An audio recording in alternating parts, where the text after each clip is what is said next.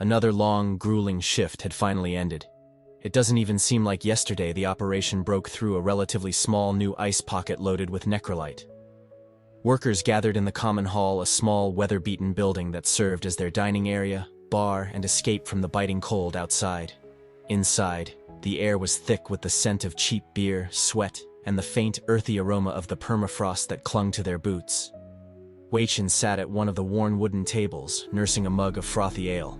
Around him, the other miners were talking in low tones, their voices muffled by exhaustion. The laughter that typically followed the end of a shift was notably absent, replaced by a subdued tension. The sinkhole seemed to hang over them even here, its strange, yawning presence casting a shadow on their thoughts. "To another day down the hole," grunted Bjorn, one of the older miners, raising his mug half-heartedly. A few workers echoed the toast, but most just sipped their drinks silently. Across the table, Eric, a wiry, sharp-eyed man, had been staring at the patterns in the wood grain of the table for several minutes. His brow furrowed deeply, and he traced his finger along the lines, muttering under his breath. Weichin frowned, watching him. "Eric," Weichin said, his voice cutting through the low hum of conversation. "What are you doing?" Eric looked up sharply, as though startled out of a trance. "It's nothing," he said, but his eyes darted nervously back to the table. "Just the grain of the wood. Doesn't it look strange to you? Like it keeps going deeper, like it's twisting in on itself." A few of the other workers glanced over. Bjorn snorted, trying to laugh it off. "You're just tired. That hole's getting to you. Happens to all of us if we stare too long." But Watsian could see the unease in Bjorn's eyes, the way his hand tightened around his mug. "He's not the only one," another voice piped up. It was Anders, a quiet, steady worker who rarely spoke unless he had to.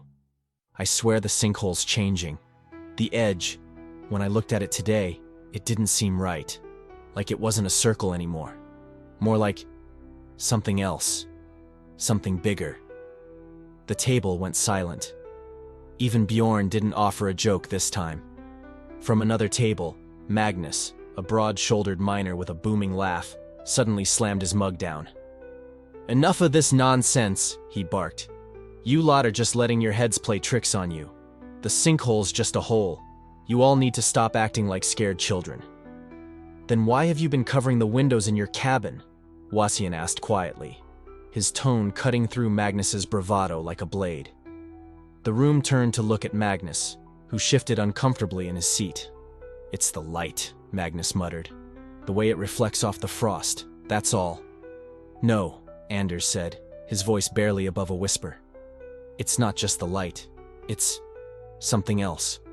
I've seen it too. In my dreams, the frost. It moves, like it's alive."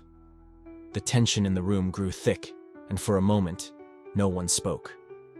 Weichin looked around the table, noticing how pale and drawn some of the men looked, how their eyes darted nervously toward the door or the windows. These weren't just superstitions or fatigue. This was fear, raw and real. Bjorn broke the silence with a nervous laugh. "Well, if the frost is alive, maybe it'll start mining for us, save us the trouble." A few chuckles followed, but they were weak and forced. The room's unease remained palpable. Weichin drained his mug and stood. "We've all had a long day. Get some rest. Tomorrow's another shift, and we can't afford to fall behind." His words were steady, but his mind was racing. Whatever was happening, it wasn't just in the sinkhole.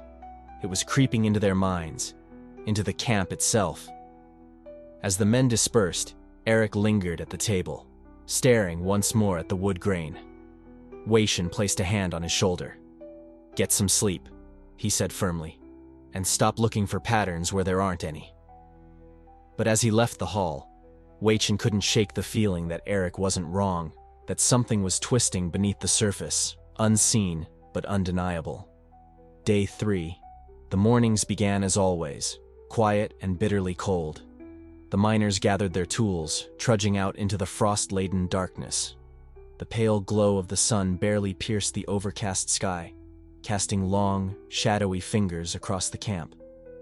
Weichin pulled his scarf tighter against the icy wind as they descended toward the hole, Something about the air felt different today. Not the chill.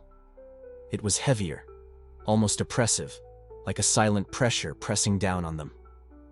Wei-Shin glanced at the others as they moved in small groups, boots crunching in the frost. Some were talking quietly, but many trudged forward with a vacant, hollow look in their eyes. Wei-Shin caught sight of Eric standing alone at the rim, staring down into the abyss. His helmet was cocked slightly to the side, and his posture was tense, as if he were listening to something no one else could hear. "Eric!" Wasian called out, his voice firm but not unkind. Eric flinched and turned toward him. His face was pale, his eyes wide and bloodshot. "It's deeper today," he muttered. Wei-Shin frowned.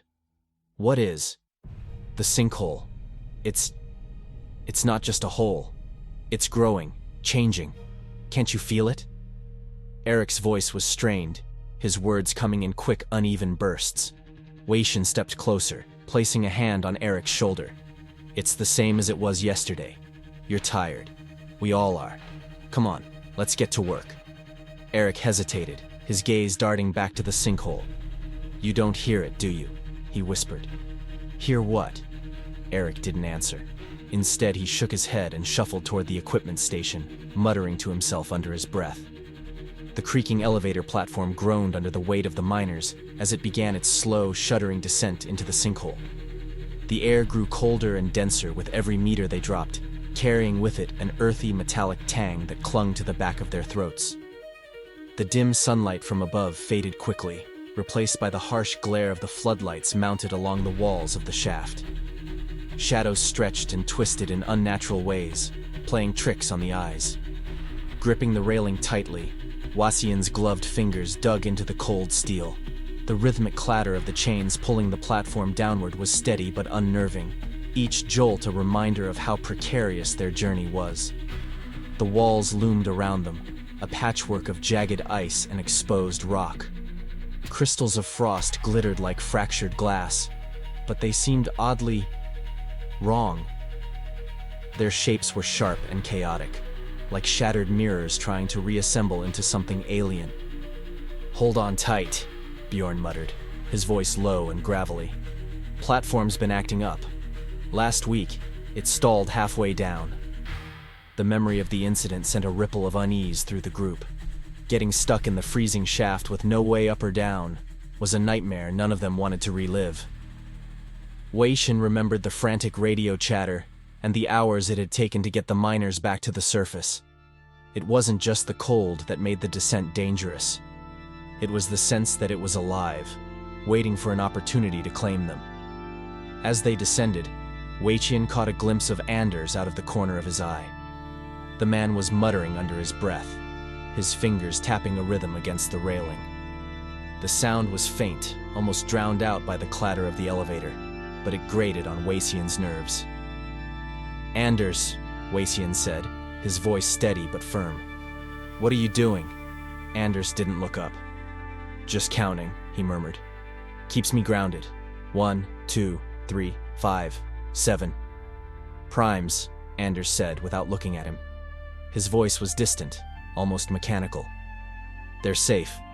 The others aren't safe. Too many angles, too many pieces."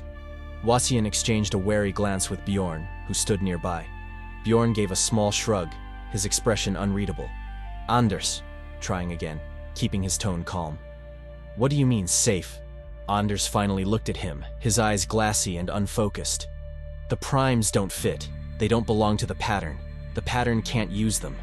Below them, the faint glow of the worksite came into view, a sprawling makeshift network of floodlights, scaffolding and machinery clinging to the sides of the sinkhole. The noise of drills and hammers echoed faintly, a reminder of the relentless work that awaited them. Before Wei-Shin could press further, the platform jolted to a stop at the bottom of the sinkhole. Anders muttered something under his breath and wandered off toward the drilling station. The others exchanged uneasy glances. Wei-Shin's stomach churned. The air in the shaft felt heavier than it should have, pressing against his chest like an invisible weight. As the platform jolted to a stop at the bottom, Wei-Shin exhaled a breath he hadn't realized he was holding. But the unease didn't leave him. This wasn't just a workplace. It was something else entirely. Something that watched and waited, biding its time.